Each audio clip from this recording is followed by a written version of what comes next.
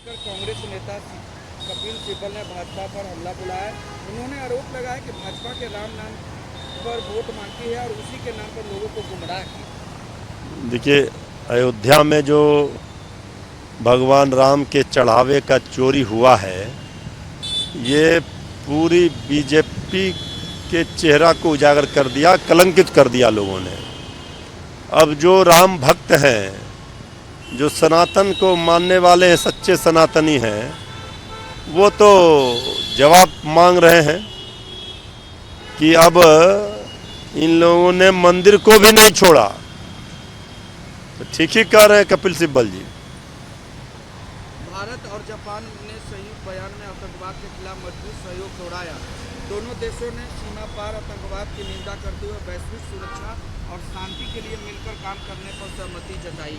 नहीं, आतंकवाद के खिलाफ तो सब दिन भारत का स्पष्ट नीति रहा है। ये जो आतंकी संगठन है, आतंकवादी, इनके खिलाफ वैश्विक स्तर पर एकजुट सबको होना पड़ेगा, ये समय की मांग है।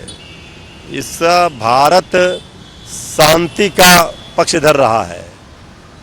भारत सब दिन अहिंसा को मानने वाला है। ये गांधी का देश है।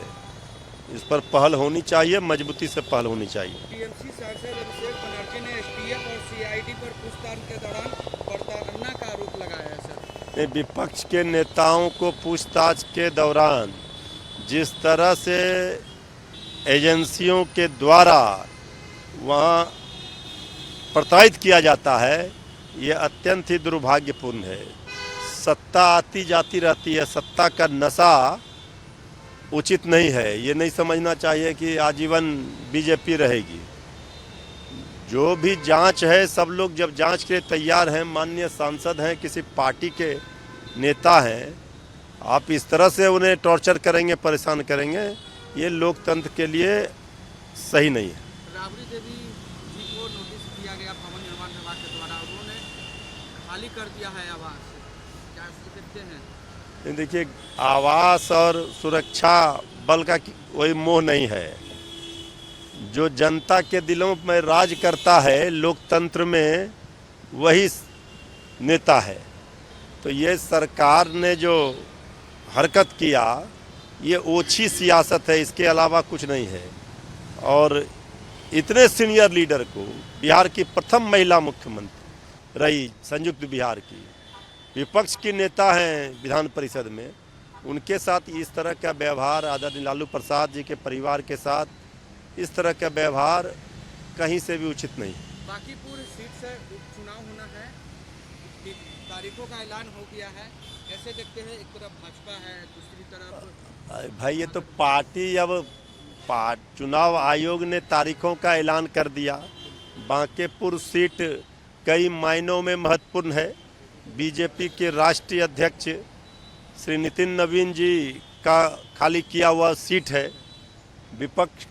विपक्ष की भी नज़र है बांकीपुर सीट पर। ये सरकार बनने के बाद सम्राट सरकार का ये पहला विधानसभा का कोई चुनाव होगा, उपचुनाव होगा।